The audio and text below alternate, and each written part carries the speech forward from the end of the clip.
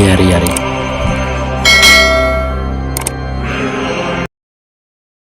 Saat kita berbicara tentang Testarossa, maka yang ada dalam benak kita adalah Laxordite Red Incident, atau sebut saja insiden danau yang dipenuhi warna merah. Di masa lalu, iblis primordial putih, Blong, mengulurkan tangannya untuk membantu orang-orang yang menderita kemiskinan, tentu saja dengan sebuah kontrak atau perjanjian, di mana orang yang melakukan perjanjian langsung dengan Blong saat itu adalah Ratu pertama Kerajaan Silberia. Untuk memenuhi perjanjian tersebut, kerajaan harus menyiapkan tempat duduk khusus untuk iblis putih tersebut. Dan juga Blong atau iblis primordial putih akan memilah-milah tentang wadah yang cocok untuknya. Wadah yang akan dipilih adalah keturunan Kerajaan Silberia. Saat iblis putih telah menentukan wadah yang cocok, maka dia akan menghampirinya secara langsung. Sebagai tambahan yang paling susah, darah kerajaan tidak boleh terputus. Mereka harus terus menikah dan mempunyai anak. Sebagai gantinya, iblis primordial putih akan melindungi tanah dan rakyat kerajaan tersebut. Berkat dari iblis primordial putih, calon ratu keluarga Kerajaan Silberia akan memiliki mata merah, mata yang dapat melihat apapun seperti Sharingan di Naruto, lalu memiliki kulit putih salju dan rambut berwarna putih juga. Inilah alasan sebenarnya mengapa Silberia mampu mempertahankan kedaulatannya dari genggaman Kekaisaran Timur. Kerajaan Silberia memiliki jumlah penduduk sekitar 10.000, dan di kerajaan itu ada danau yang sangat indah. Saat itu raja di Kerajaan Silberia menikahi seorang wanita dari keluarga rendahan. Wanita itu bernama Letitia. Letitia melahirkan seorang anak perempuan yang sangat cantik. Anak itu diberi nama Blanche. Blanche memiliki magic jewel yang tidak dapat ditandingi siapapun di kerajaan ini, serta mata merah yang dapat merasakan dan melihat yang tidak dapat dilakukan orang lain. Awalnya kehidupan Blanche baik-baik saja, namun saat dia berusia 10 tahun, perlahan konflik itu mulai terlihat. Istri kedua raja dari keluarga bangsawan, dia bernama Emilia. Emilia memiliki seorang anak yang bernama Asla. Asla berusia 9 tahun. Diketahui Emilia ingin menyingkirkan tata Letitia sebagai ratu pertama. Emilia melakukan segala cara. Alhasil, tanpa sepengetahuan raja, Blanche dan ibunya diasingkan di sebuah tempat yang tidak diketahui seseorang. Saat di hari ulang tahunnya Blanche yang ke-12 tahun, ibunya meninggal. Blanche hanya bisa menangis. Dia sudah putus asa dengan hidupnya. Bahkan ayahnya tidak pernah mencari keberadaannya. Di tengah keputusasaan itu, iblis primordial putih datang. Iblis itu membuka tangannya lebar-lebar dan akan mengabulkan segala permintaan Blanche. Tapi dengan syarat, iblis primordial putih akan bersemayam di tubuh Blanche dan memilikinya. Tanpa pikir panjang, Blanche setuju. Sedangkan Blanche hanya meminta iblis itu untuk menjadi temannya. Tentu saja si iblis putih sangat heran dengan permintaan gadis tersebut. Ini pertama kalinya iblis primordial putih memiliki seorang teman. Berkat bantuan dan bimbingan iblis primordial putih, Blanche tumbuh menjadi wanita yang jenius dan ahli dalam berbagai bidang. Pujian selalu bermunculan karena kehebatan dan kepintarannya. Dan saat itu Blanche masih berusia 15 tahun. Salah seorang pria berumur 22 tahun. Dia bernama Guinias. Dia adalah bangsawan di Kekaisaran Timur dari keluarga Grans. Guinias membangun nama yang sangat baik di Silberia. Semua orang berharap Guinias adalah jembatan agar Silberia dapat membangun hubungan baik dengan Kekaisaran Timur. Raja juga berniat menjodohkan Blanche dengan Guinias. Dengan begitu, Blanche akan menjadi ratu berikutnya.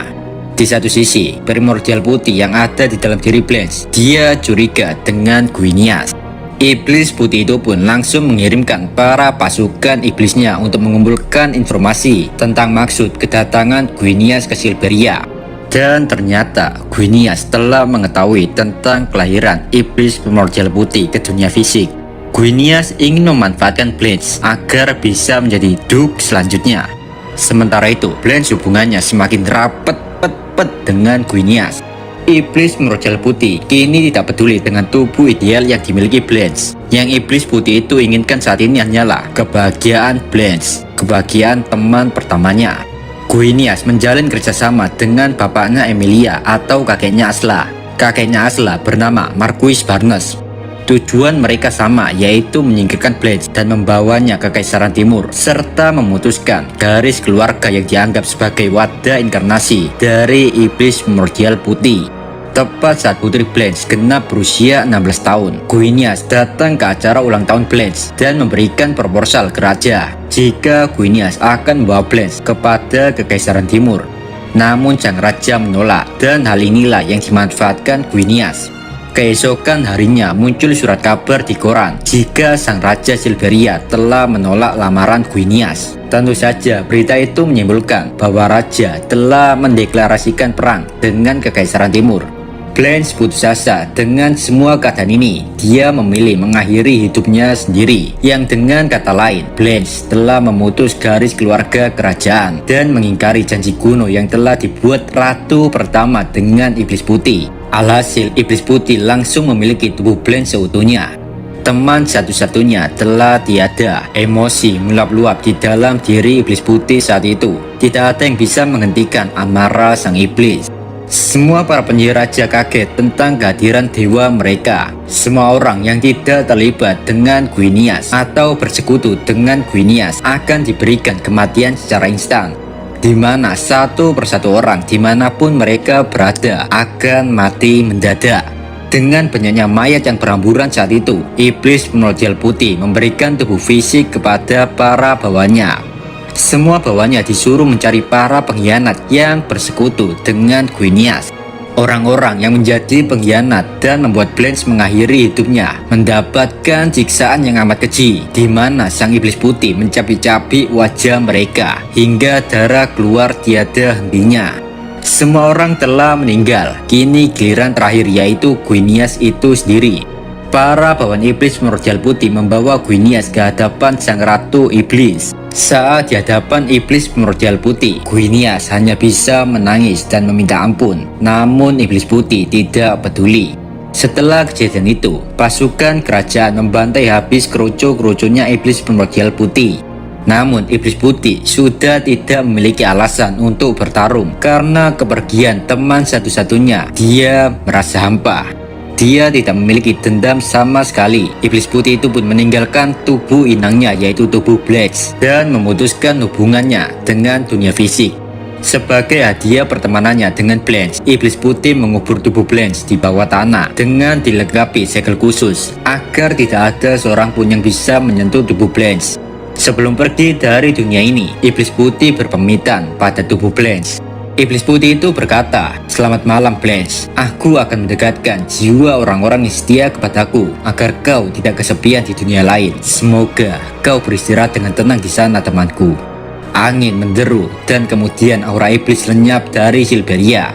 Kerajaan yang makmur dan damai disertai danau yang indah kini hanya menyisakan kobaran api dan darah yang mengalir hingga danau di Silveria menjadi merah. Itulah kebenaran Danau Merah Silveria.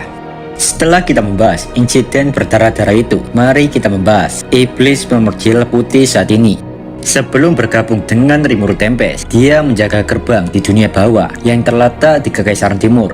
Tetapi saat dia tidak menjaga gerbang, maka sudah dipastikan iblis putih itu sedang menikmati pertarungan bersama iblis primordial kuning dan ungu.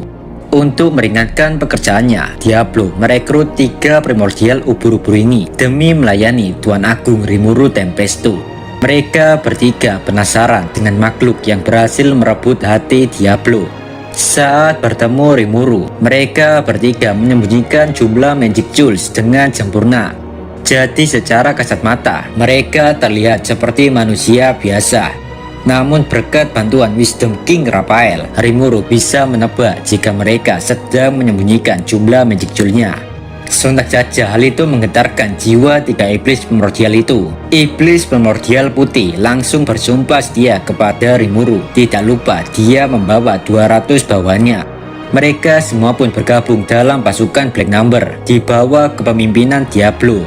Karena para iblis adalah bentuk kehidupan spiritual tanpa tubuh fisik, maka mereka tidak akan bertahan lama di dunia ini. Untuk itulah Rimuru menyiapkan tubuh magistil untuk dihuni oleh para bawahan iblis primordial, sehingga mereka dapat tetap bertahan di dunia fisik.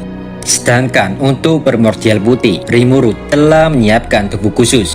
Rimuru mencampurkan emas ke dalam kerangka magistil dan mengubahnya menjadi orichalcum.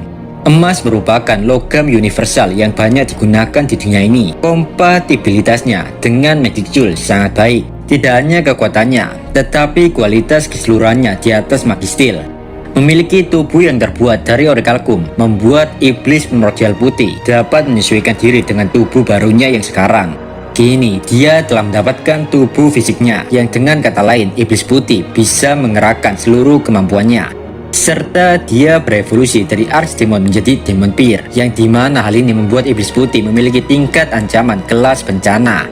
Dia beserta dua bawahan terpercayanya diberi nama baru seperti Diablo, yaitu dari nama Supercar.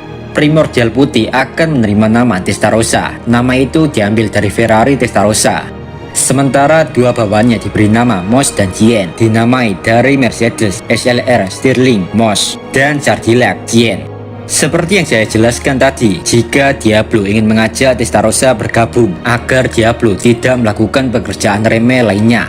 Karena Testarossa memahami politik, dia diberi tugas sebagai military attaché. Tugas military attaché adalah bertindak sebagai perwakilan Tempest di Dewan Negara Barat dan berbicara atas nama Rimuru.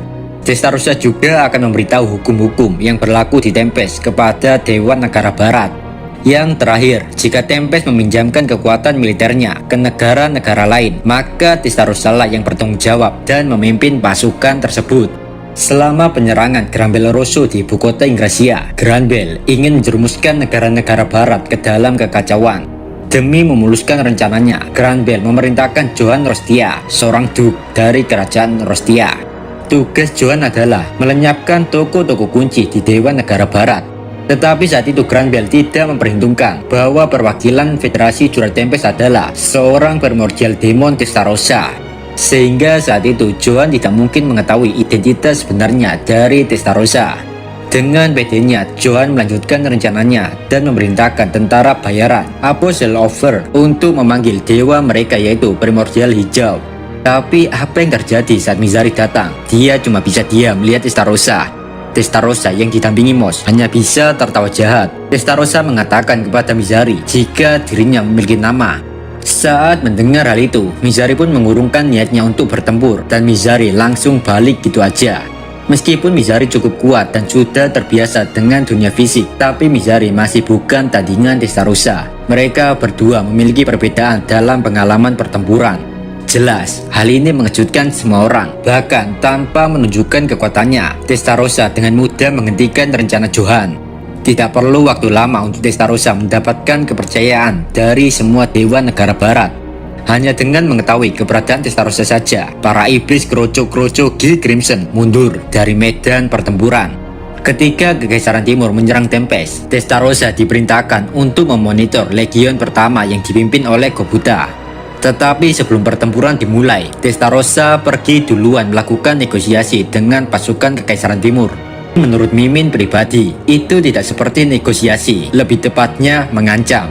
Karena yang dilakukan Testarossa saat itu adalah dia menggambar garis di tanah dan berkata jika ada yang melewatinya, maka Testarossa akan membunuh mereka. Geis, pemimpin pasukan Geriot, dia memerintahkan para penembak jitu untuk menembak ke arah Testarossa dengan peluru berkecepatan 3 kali lipat suara dan dilapisi sihir. Tapi kenyataannya, Testarossa memblokir serangan itu dengan jari telunjuknya, seolah-olah serangan-serangan pasukan Geis bukanlah apa-apa untuknya. Testarossa makin menggila saat diberikan perintah untuk bergabung dalam pertempuran. Testarossa langsung menuju benteng musuh dan membunuh serta mengambil jiwa-jiwa pasukan musuh. Yang Testarossa sisakan hanya Geis, karena Testarossa ingin bermain-main dulu dengan Geis. Namun gak lama, 3 orang Royal Knight Corps datang untuk membantu Geis. Secara kebetulan 3 orang ini adalah individu yang melawan Testarossa saat insiden Danau Merah. Mereka diantaranya Tips peringkat 11, Balder peringkat 38, Gordon peringkat 64. Mereka bertiga terlalu meremehkan Testarossa karena bertahun-tahun yang lalu mereka sudah pernah mengalahkannya. Jadi mereka berpikir mereka dapat melakukannya lagi. Tetapi itu hanyalah angan-angan belaka. Meskipun mereka berhasil mengikat Testarossa dengan rantai, Testarossa dengan mudah melepaskan diri dari rantai tersebut. Ketika mereka menyadari hal ini, hanya rasa putus asa yang tersisa. Akhirnya Testarossa memutuskan tidak bermain-main lagi. Testarossa pun akhirnya menggunakan Death Strike untuk membersihkan musuh yang tersisa di medan pertempuran. Death Strike adalah sihir nuklir yang dianggap sebagai bentuk sihir jahat. Sihir dengan cahaya api mematikan dan dapat menghancurkan tubuh fisik, bahkan mampu menghancurkan jiwa dan tubuh spiritual si target dalam radius 10 km. Ketika reward seremoni, yaitu setelah kemenangan melawan Kekaisaran Timur, Rimuru membagikan jiwa-jiwa segar untuk mengevolusikan para bawahannya menjadi True Demon Lord. Namun hal itu tidak berlaku kepada 3 ubur-ubur mematikan, yaitu Testarossa, Ultima, dan Carrera. Rimuru sengaja tidak memberikan mereka jiwa-jiwa itu karena Rimuru terlalu waspada. Rimuru khawatir jika mereka terlalu kuat, bisa-bisa mereka mengkhianati dirinya. Terlepas dari itu, sebenarnya Rimuru kekurangan jiwa untuk mengevolusikan mereka.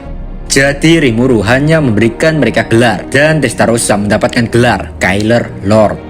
Ketika kehadiran Gi Crimson ke Tempest, Gi Crimson meminta Rimuru untuk mengevolusikan Mizari dan Ren menjadi True Demon Lord. Di saat itu Raphael menipunya dengan meminta 500 juta jiwa. Setelah berhasil melakukan yang Gi inginkan, Usut punya Usut masih tersisa 300.000 jiwa. Jiwa-jiwa ini sengaja Rimuru simpan dengan tujuan Rimuru akan mengevolusikan 3 ubur-ubur iblis mematikan Tempest. Saat gelombang kedua perang melawan Kekaisaran Timur, Testarossa, Ultima, dan Carrera harus melawan True Dragon Felgreen saat itu. Tetapi karena perbedaan kekuatan, mereka bertiga tidak bisa apa-apa. Saat pertarungan tersebut, dari 3 iblis primordial, hanya Testarossa, orang yang berhasil menemukan rahasia di balik kemampuan Felgreen. Berkat itulah mereka dapat memberikan sedikit perlawanan terhadap True Dragon tersebut. Hal ini menunjukkan betapa cerdasnya Testarossa. Hingga pada akhirnya, Felgreen memutuskan untuk pergi dan meninggalkan mereka bertiga. Saat mereka terluka, Rimuru memanggil mereka ke hadapannya dan memberikan 100.000 jiwa kepada setiap iblis primordial. Ketika para eksekutif Tempest melakukan penggerbekan kapal induk Kaisar Udra, Testarossa mendapatkan kesempatan untuk menghadapi Felgreen sekali lagi. Selama pertarungan ulang ini, Testarossa menggunakan pengalaman bertarung yang sebelumnya, sehingga dia dapat mendaratkan beberapa pukulan pada Felgreen. Bahkan Testarossa dapat bertahan lebih lama daripada sebelumnya. Ya, meskipun Felgreen masih lebih kuat daripada Testarossa, tapi sejujurnya mampu melawan True Dragon Felgreen sendirian adalah sebuah pencapaian yang luar biasa. Setelah pertempuran, Testarossa berhasil memperoleh ultimate skill baru, yaitu Dead King Belial.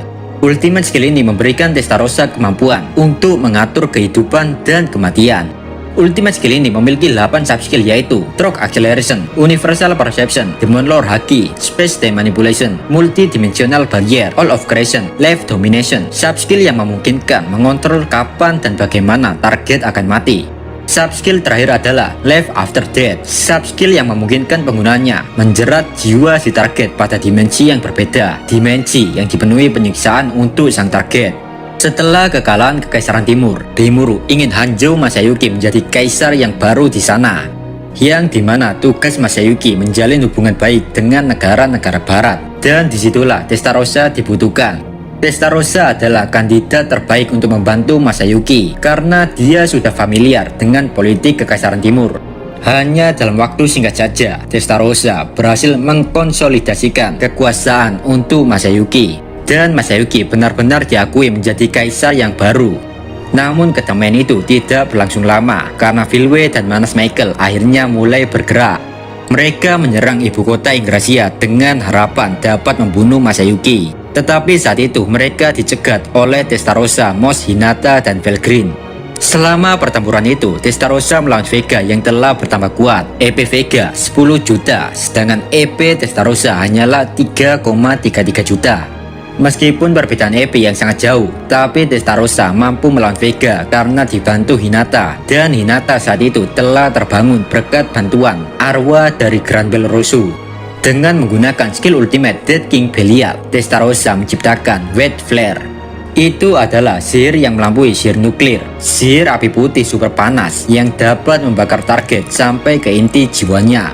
Namun sayangnya Vega berhasil meloloskan diri dari serangan Testarossa.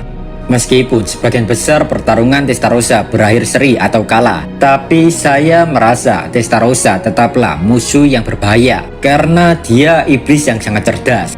Dia bisa menilai keadaan dan situasi dengan cepat. Berkat kecerdasannya pula, Testarossa membuat Tempest mendapat kepercayaan dari negara-negara barat, bahkan mendapatkan posisi di Dewan Negara Barat. Jadi itulah kisah hari ini, si iblis cantik bermata merah berambut putih salju.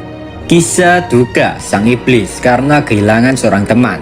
Dan kini, si iblis putih telah menemukan rumahnya bersama tuan tercinta Rimuru Tempesto. Primordial kuning, Soin. Dia merupakan salah satu iblis primordial yang menguasai dunia bawah. Dia disebut-sebut seorang maniak pertempuran. Primordial kuning tidak pernah bosan bertarung dengan primordial putih dan ungu di dunia bawah. Orang-orang menjuluki mereka bertiga dengan julukan Demoness Trio.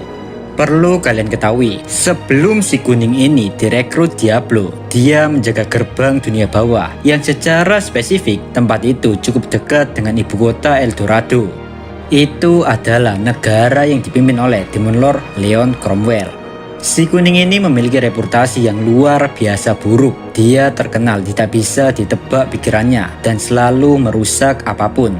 Gabutnya si kuning ini bukan main lato-lato lagi, tapi dia setiap hari menembakkan sihir nuklir secara acak ke kota yang ada di Eldorado. Motifnya apa? Ya udah gatel aja tangannya. Kalian kalau lihat anime Konosuba, Nikimcil udahlah sama 11-12 sama Megumin. Di satu sisi, Leon selalu mencoba bernegosiasi sama si Megumin pirang satu ini. Tapi iblis primordial kuning nggak pernah peduli sama sekali.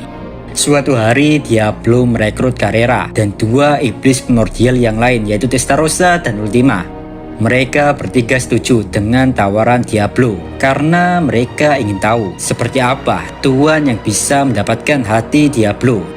Saat para iblis primordial datang ke Tempest, kesan Rimuru pertama kali jika mereka bertiga seperti gadis muda yang tidak terlihat kuat sama sekali.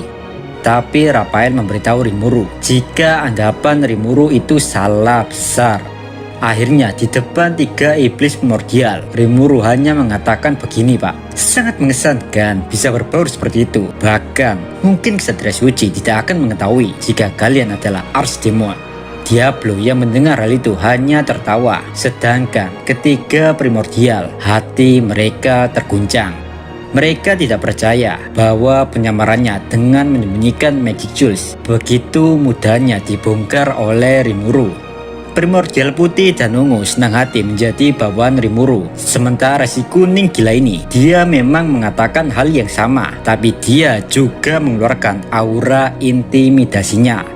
Melihat hal itu, Diablo sedikit emosi dan ingin memberikan bogem cintanya. Tapi Rimuru menahan Diablo agar tidak memperpanjang masalah yang sia-sia. Seperti primordial ungu dan putih, si kuning ini juga membawa 200 bawahannya.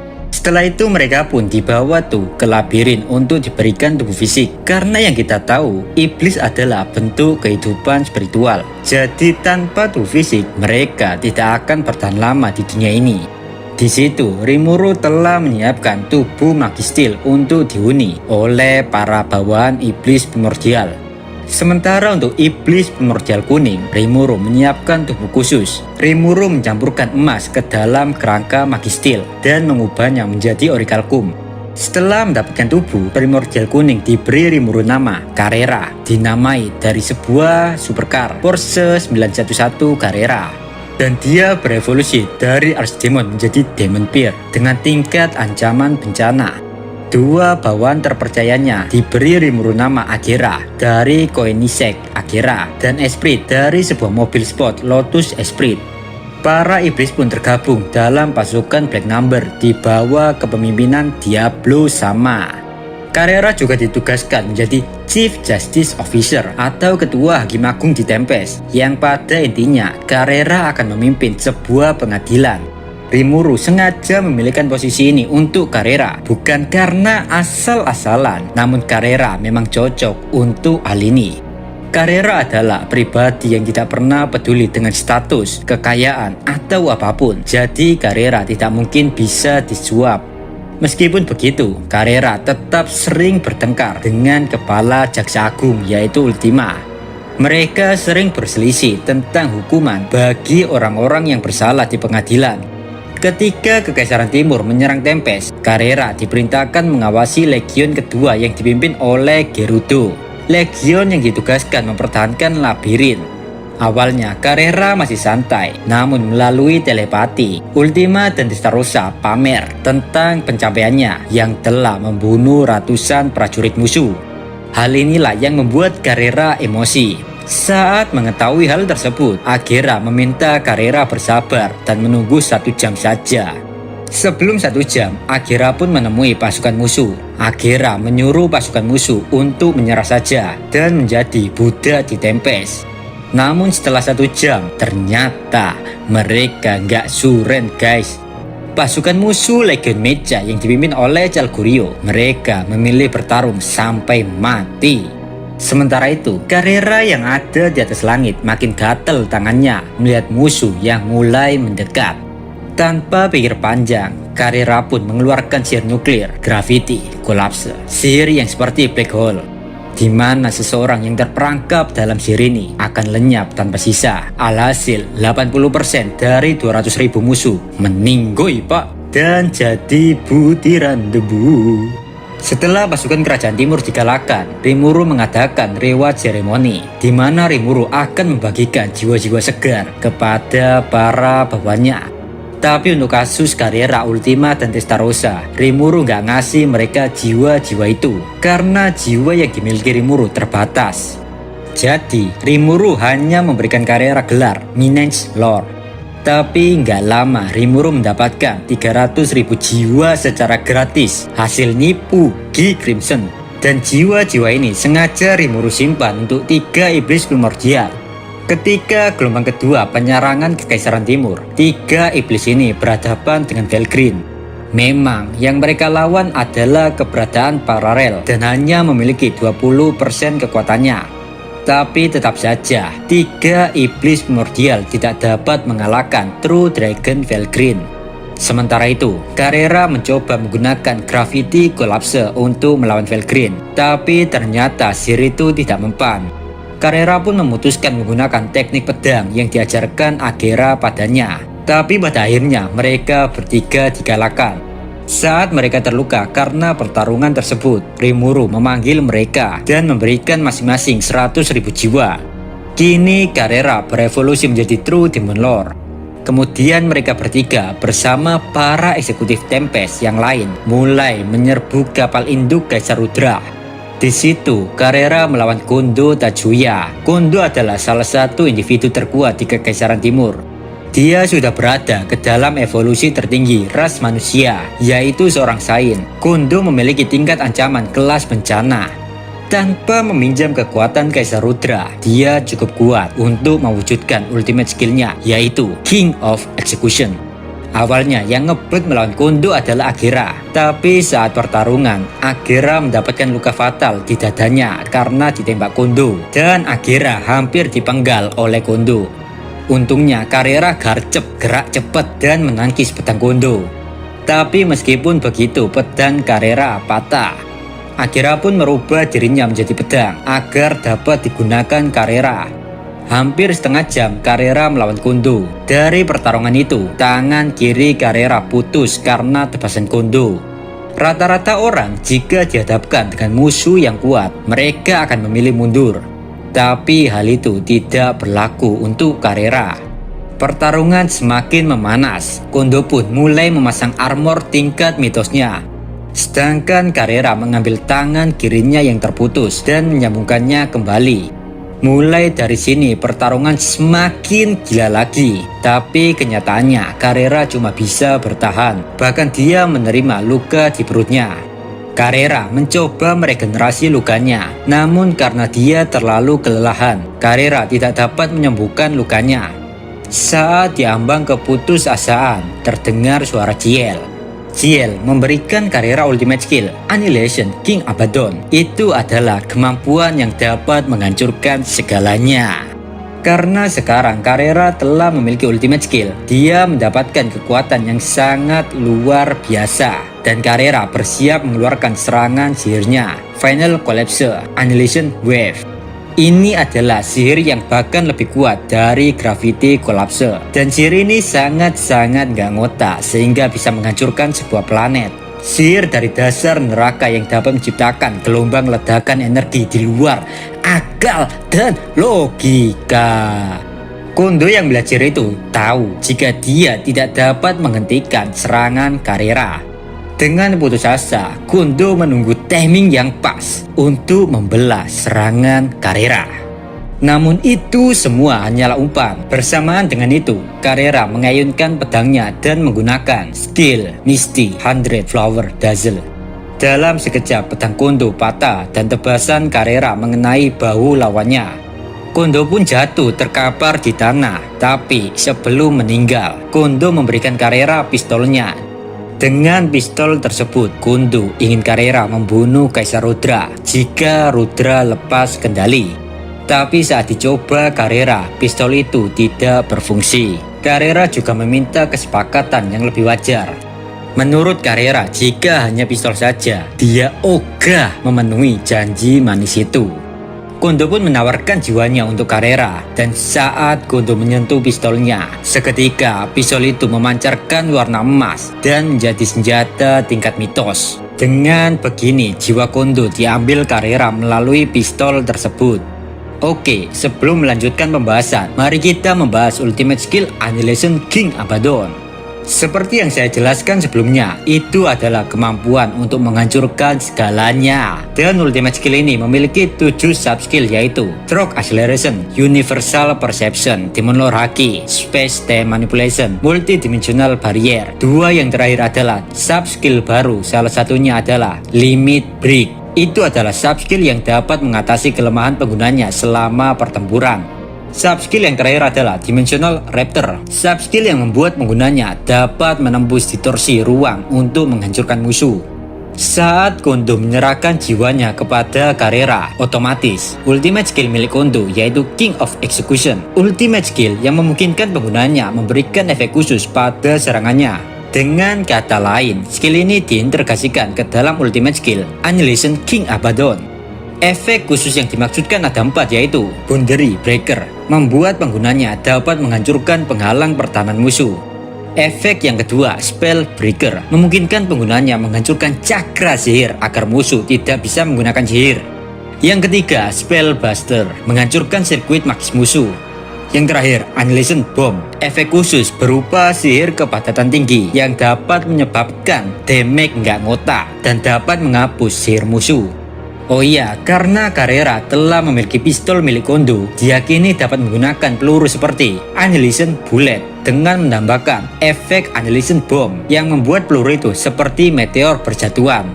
Ada juga Godspeed Bullet dengan menambahkan 4 efek tadi. Hal itu membuat peluru memiliki kecepatan tingkat dewa dan juga sangat efektif melawan musuh yang menggunakan sihir. Kemudian ada peluru bernama Extermination Bullet dengan menggabungkan Spellbuster dan Annihilation Bomb. Maka peluru tersebut efektif terhadap makhluk spiritual. Satu lagi, Domination Spell Boom, sangat mirip dengan Extermination Bullet, tapi dicampurkan dengan efek Spellbuster, Annihilation Bomb, dan Mind Control. Maka jika peluru itu mengenai target, Carrera dapat mendominasinya.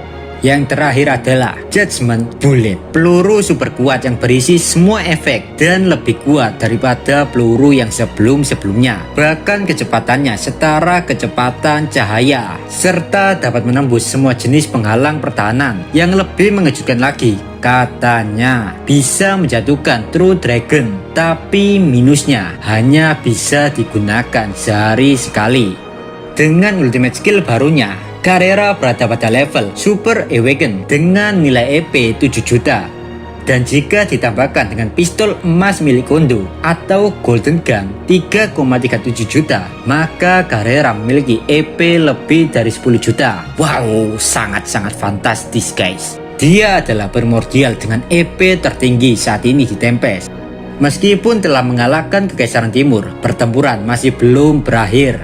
Karena Rimuru memiliki bawahan yang sangat kuat-kuat, maka dari itu dia meminjamkan para bawahannya untuk menjaga wilayah Demon Lord yang lain. Saat itu tidak ada yang mau menampung Carrera. Ya kalian tahu sendiri, si kuning ini memiliki reputasi yang sangat-sangat jelek. Carrera, Esprit, Gabiru, dan Gerudo dikirim ke wilayah Eurasiania. Mereka akan bersiap-siap pada serangan kejutan musuh. Ketika Filwe memulai serangannya, Filwe mengirimkan pemimpin Insektar yaitu Zelanus beserta pasukannya. Saat itu ada lebih dari 3 juta Insektar, tetapi saat Carrera memasuki medan pertempuran, dia menggunakan sihir super kuatnya, Abyss Annihilation. Dalam sekejap saja, 2 juta Insektar lenyap, tapi ada satu Insektar yang bernama Peliot. Dia dengan mudah menghapus sihir Carrera. Tidak perlu waktu lama untuk Peliot, dia mengembalikan lagi sihir Carrera. Saat melihat hal itu, pasukan Milim ataupun pasukan Tempest semua orang panik. Gerudo dan Milim segera membuat barrier untuk sedikit menahan dampak serangan itu. Sedangkan Carrera bertugas menghilangkan serangannya, dan untungnya Carrera berhasil.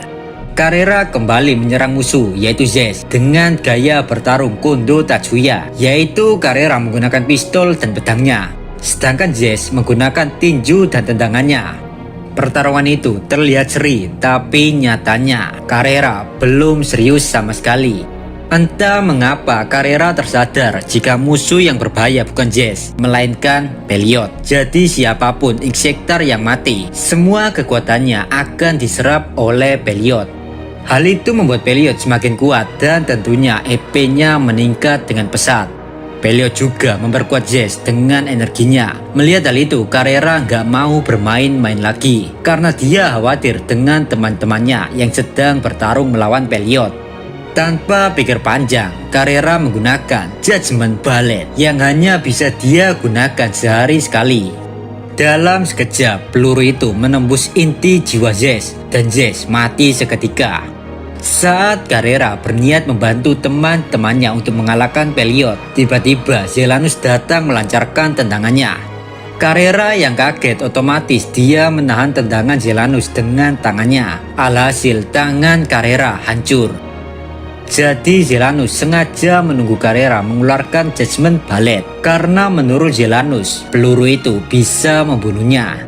Sejenak Zelanus melakukan mukbang pada tubuh Zest anaknya. Hal ini dia lakukan untuk menyerap kekuatan dan pengetahuan Zest. Setelah acara mukbang selesai, Zelanus mulai bergerak menuju Carrera dengan tendangannya. Tapi tiba-tiba datang Milim menahan tendangan Zelanus. Finally, nyawa Carrera pun selamat. Kini yang bisa Carrera lakukan hanyalah menonton pertarungan teman-temannya. Carrera terus menggeram sambil menatap tangannya, dan di situ keajaiban terjadi. Kondo datang dalam bentuk entitas digital. Secara gampangnya, Roh Kondo gitu aja guys. Kedatangan Kondo adalah berkat skill Masayuki, King of Heroes. Dengan perlahan tapi pasti, Kondo mulai meraba-raba tangan Carrera dan memasukkan kekuatannya pada sebuah peluru terkuat, Judgment Ballet.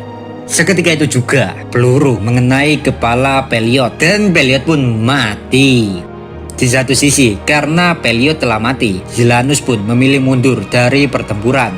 Dan akhirnya pertarungan melawan Insektar telah tamat ya adik-adik. Carrera bersama rekan-rekannya telah menang.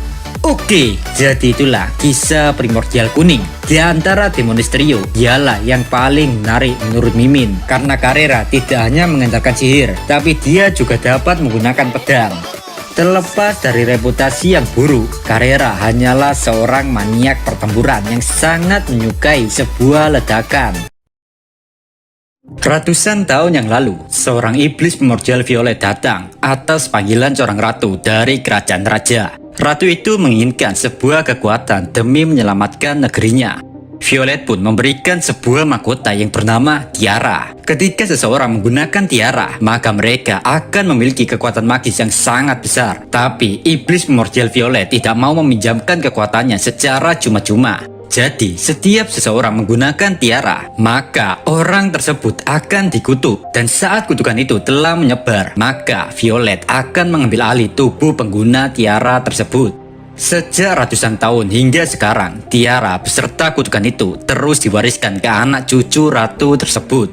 Violet kedatangan tamu yaitu Diablo. Awal pembicaraan, Diablo cuma pengen pamer tentang tubuh fisik dan juga namanya. Sementara itu, niat kedatangan Diablo, dia hanya ingin memastikan apakah Violet dalang di balik danau tersebut. Namun Violet mengelak sangkaan Diablo.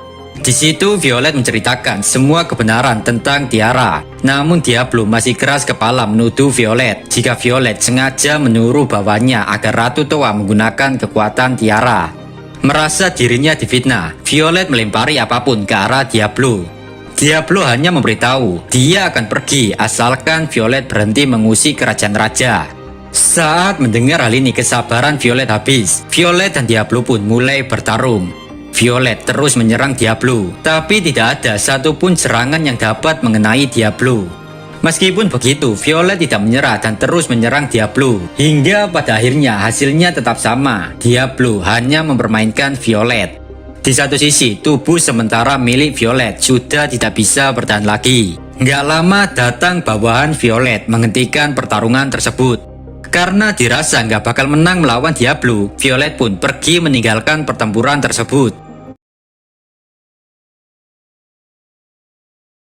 Sebelum bergabung menjadi bawahan Rimuru Tempest, Primordial Ungu menjaga gerbang dunia bawah yang letaknya ada di antara wilayah Demon Lord Luminas dan Darkruel.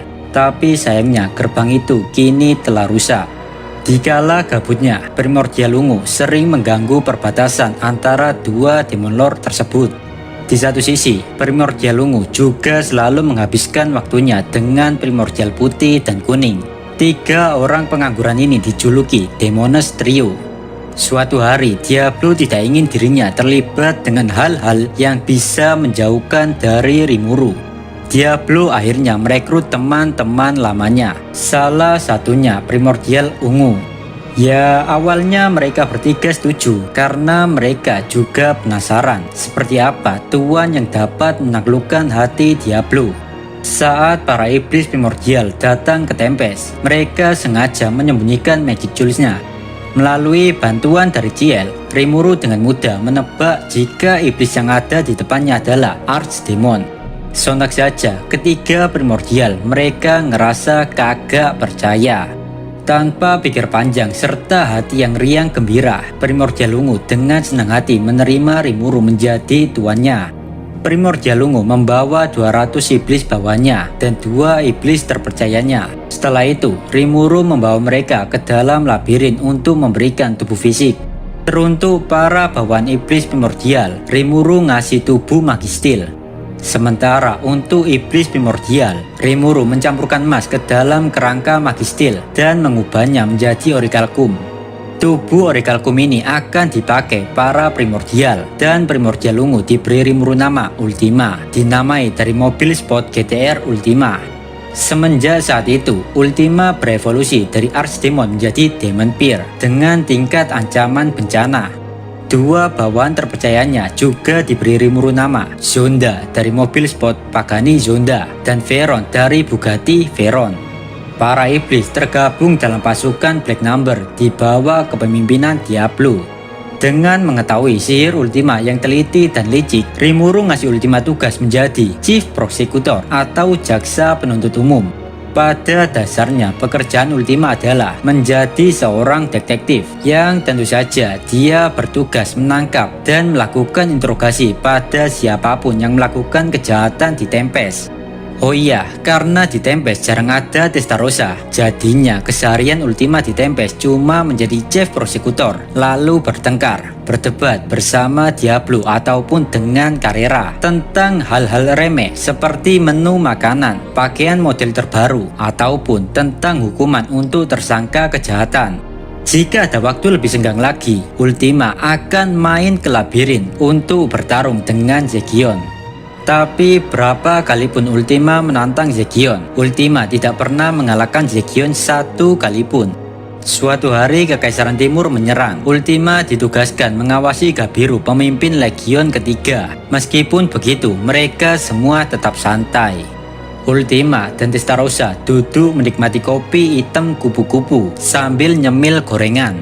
Sedangkan Gabiru dan Gobuta, mereka berdua duduk di tanah di samping dua primordial tersebut. Setelah mendapatkan perintah dari Rimuru, trompet pun dibunyikan dan para pasukan mulai bergerak. Gabiru beserta pasukannya meminta izin ke Ultima untuk menyerang. Gabiru ingin menguji kartu trufnya, yaitu Dragon Warriorization. Skill itu dapat meningkatkan volume tubuh dan energi magis dalam dirinya.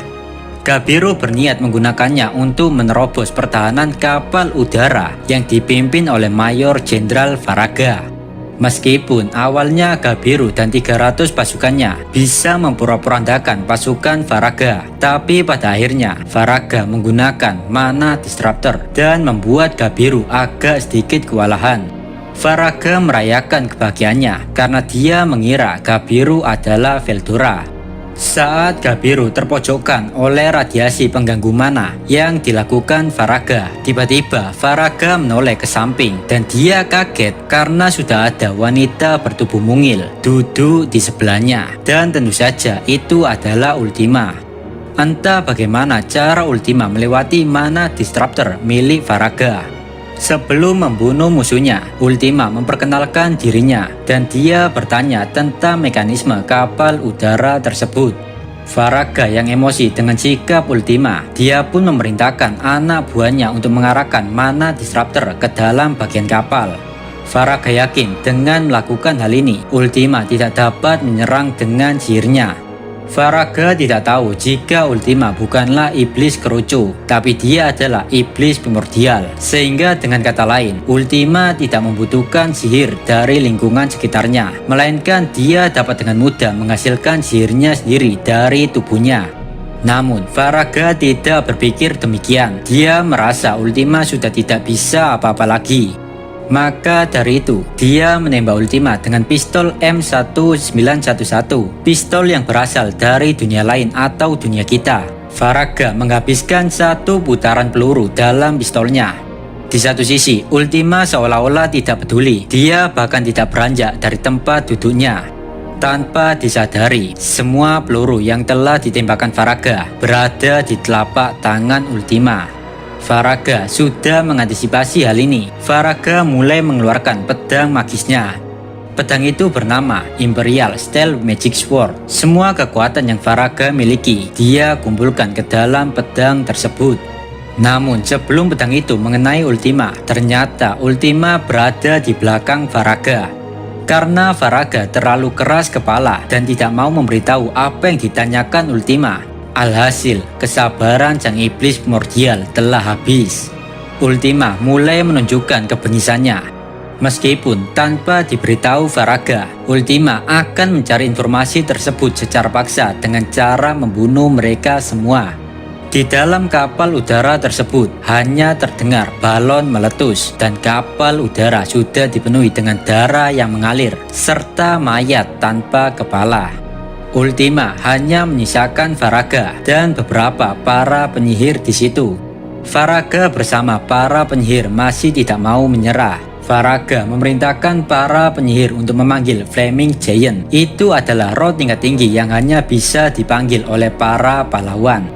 Tapi Ultima hanya menggunakan elemen Magic Frozen Heal untuk membekukan dan menghancurkan roh tersebut. Entah mengapa rasa bosan muncul di benak Ultima. Ultima pun memutuskan untuk pergi. Tapi sebelum pergi, dia memberikan sebuah hadiah untuk Faraga, yaitu Abyss Core. Itu adalah elemental magic yang dibuat dari mana murni dalam bentuk api hitam yang sangat kuat. Dalam sekejap, api besar menelan kapal udara yang ditumpangi Faraga. Sedangkan kapal-kapal udara yang lain semuanya terkena dampaknya, sehingga kejadian itu seperti ledakan berantai dan akhirnya semua kapal udara telah musnah. Namun anehnya Gabiru tidak berpindah tempat. Dia seolah-olah dia mematung di tengah ledakan berantai tersebut. Alhasil daripada Gabiru mati karena sihir Ultima, Ultima pun menyelamatkan Gabiru dan membawanya menjauh dari ledakan. Saat Gabiru sudah selamat, Ultima tanya kepada Gabiru, kenapa Gabiru diam saja di tengah-tengah ledakan berantai tersebut. Gabiru menjawab jika dia ingin menguji dirinya dapat bertahan gagah dari ledakan tersebut. Emang gila kadal satu ini.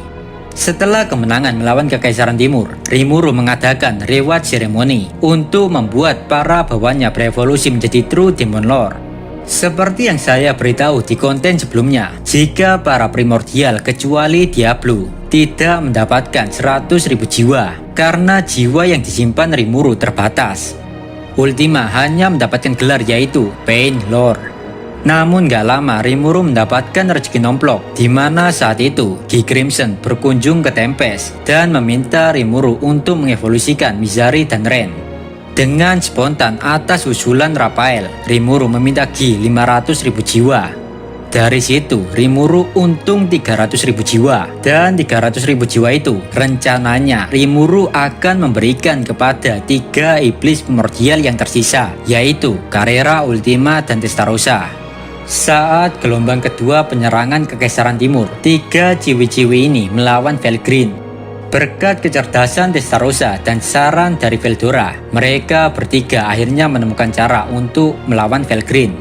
Mereka pun menggunakan senjata masing-masing dengan dilapisi skill. Hal itu seperti yang dilakukan Hinata Sakaguchi, yaitu Matchless. Di situ Ultima menciptakan Two Toxic Blade atau 2 pedang beracun yang telah dibungkus aura iblis. Ini merupakan senjata yang telah Ultima kembangkan untuk melawan Zegion. Meskipun memahami cara melukai Felgreen, tapi karena perbedaan kekuatan, mereka bertiga tak berdaya. Di saat mereka terluka karena pertarungan melawan Felgreen, Rimuru memanggil mereka dan memberikan 100.000 jiwa kepada setiap iblis primordial. Kini Ultima berevolusi menjadi True Demon Lord. Kemudian mereka semua bersama para eksekutif Tempest mulai menyerbu kapal induk Kaisar Rudra. Ultima di situ melawan mantan pemimpin Royal Guard atau Royal Connect Corps, yaitu Damrada. Posisi Damrada saat ini digantikan Kondo. Di balik sifat manipulatifnya, Damrada pernah dielu-elukan sebagai pahlawan di Kekaisaran Timur. Dia dikenal dengan Fish Saint atau tinju suci karena memang Damrada sangat jago dalam hal tangan kosong. Di Kekaisaran Timur, hanya Kondo dan Felgreen yang dapat melawan Damrada. Diketahui juga, Damrada telah mencapai evolusi tertinggi ras manusia, yaitu seorang Saint atau setara dengan True Demon Lord dengan tingkat ancaman kelas bencana. Walaupun musuhnya kuat, Ultima tidak akan pernah kalah karena dia telah memperoleh ultimate skill baru sebelum pertempuran ini dimulai. Ultimate skill itu adalah Poisonous Dead King Samael. Itu adalah kemampuan yang membuat Ultima dapat melihat kelemahan si target dan membuat racun yang cocok untuk mereka. Ultimate skill ini memiliki 8 sub-skill, yaitu Troc Acceleration, Universal Perception, Demon Lord Haki, Space Time Manipulation, Multidimensional Barrier, Weakness Identification. Sub-skill yang memungkinkan Ultima melihat kelemahan si target, Let Hell Poison Creation, kemampuan untuk menciptakan semua jenis racun yang dia inginkan. Dan sub-skill yang terakhir, Ball of Annihilation. Ini adalah sub-skill seperti Marcellus yang dimiliki Rimuru. Bedanya sub-skill ini udah di-upgrade. Sub-skill ini membuat Ultima dapat membunuh semua makhluk hidup yang tidak memiliki ultimate skill. Pertempuran pun dimulai. Dalam hal kekuatan, memang Damrada mampu mengimbangi Ultima. Tapi ketika Ultima menciptakan 6 pasang sayap ungunya, pertempuran itu sudah ditentukan siapa pemenangnya. Dengan sayap-sayapnya, Ultima berhasil memojokkan Damrada. Di satu sisi, Damrada tahu jika dia bakal kalah. Untuk itulah dia sengaja terkena salah satu sayap Ultima. Damrada berpura-pura terjatuh, dan saat Damrada terjatuh, dia mengumpulkan semua energinya dan bertaruh pada serangan terakhirnya. Sen Bang Babang. Ini adalah pukulan yang dibuat dengan memurnikan semua energi bertarung seorang Saint. Tidak peduli sekuat apapun lawannya, bahkan iblis primordial pasti menjadi debu. Tapi ternyata Ultima menghilang. Dan gak lama kemudian srebet, Damrada telah menyadari kehadiran Ultima. Namun semuanya sudah terlambat karena Ultima telah berhasil menusuk dada Damrada dengan ujung jari-jarinya yang telah dilapisi racun kuat dari ultimate skillnya. Dalam sekejap saja Damrada tumbang. Sebelum Damrada meninggal, dia ingin Ultima membunuh Rudra karena Rudra yang sekarang telah diambil alih oleh Manas Mikael. Dan juga Damrada ingin Ultima melindungi Masayuki. Sebagai pembayarannya, Damrada akan memberikan Ultima segalanya, termasuk jiwanya dan semua pengetahuannya. Ultima pun menerima permintaan Damrada. Dengan demikian, karir sang tinju suci berakhir dan iblis tinju telah terlahir. Meskipun telah mengalahkan Kekaisaran Timur, pertempuran masih belum berakhir karena mereka harus mengalahkan Manas Mikael dan Filway beserta para pasukannya. Untuk mengantisipasi serangan dadakan musuh, Rimuru mengirimkan para bawahnya ke seluruh wilayah Demon Lord. Saat itu Ultima, Zonda, dan Veron dikirim ke wilayah Dagruel, Holy Void, dan Margania. Wilayah itu ada menara surga yang terhubung ke Heavenly Star Palace. Itu adalah tempatnya para malaikat. Saat Filway dan Mikael mulai bergerak, wilayah Dagruel serasa ada gempa. Dari menara surga muncul Fen, Dino, Leon yang telah didominasi Pico dan Grazia. Di pertarungan ini Ultima melawan Primordial Angel yaitu Grazia dan Pico. Meskipun 2 lawan 1, EP Ultima 2,67 juta, sementara gabungan EP Grazia dan Pico hanya 2 juta. Jadi pertarungan ini sangat-sangat mudah untuk Ultima. Sementara Dagruel melawan Fen adiknya, dan Leon melawan adik Dagruel yang satunya lagi, yaitu Glasor. Namun dalam pertarungan, Dagruel terikat oleh rantai Gleipnir milik Fen. Tanpa pikir panjang, Dagruel membalas menyerang Fen dengan membenturkan kepalanya. Sejak saat itu, sifat Dagruel berubah. Dia seolah-olah mengingat apa yang telah dia lupakan. Dagruel tidak peduli lagi dengan Demon Lord Octagram dan resmi mengkhianati semuanya. Glasor, Dagruel, dan Fen beserta semua raksasa terus berjalan ke wilayah Ruminas. Sementara Ultima bersama Veron harus melawan Leon, Dino, Pico, dan Grazia. Namun gak lama Diablo, Rimuru, dan Zoe datang. Di situ Rimuru langsung menghilangkan dominasi dalam diri Leon. Dan gak lama setelah itu Mikael menunjukkan dirinya. Untungnya dalam pertarungan tersebut Rimuru dapat mengalahkan dan melakukan mukbang pada Mikael. Rimuru pun menyuruh Ultima untuk segera pergi dan membantu ke negara Ruberion, negara Ruminas. Di sana adik Dagruel yaitu Fen menggila di medan pertempuran. Ultima pun berpikir untuk melawannya. Tanpa basa-basi, Ultima mengeluarkan sihir Nuclear Cannon yang sudah diperkuat dengan skill ultimate-nya. Tapi ternyata sihir itu tidak mempan untuk Fen. Hal itu dikarenakan raksasa tertentu memiliki Magic Navlayer yang bisa memblokir serangan sihir. Ultima masih belum menyerah. Dia menyerang Fen dengan tinjunya. Namun sebanyak apapun tinju Ultima mengenai Fen tidak merasakan sakit sedikit pun. Fen berusaha membalas, tapi karena Ultima terlalu lincah, serangan Fen tidak ada yang mengenai Ultima. Pada titik ini, Ultima nggak tahu harus gimana lagi. Tapi untungnya Adalman dan Venti bergabung dan membantu Ultima. Adalman dan Ultima mulai melakukan serangan gabungan untuk mengalahkan Fen. Apakah Ultima bisa mengalahkan Fen atau malah sebaliknya? Kita tunggu saja di Light Novel volume 21. Tapi terlepas dari penampilannya, gadis dengan tubuh mungil, ternyata dia adalah seorang psikopat.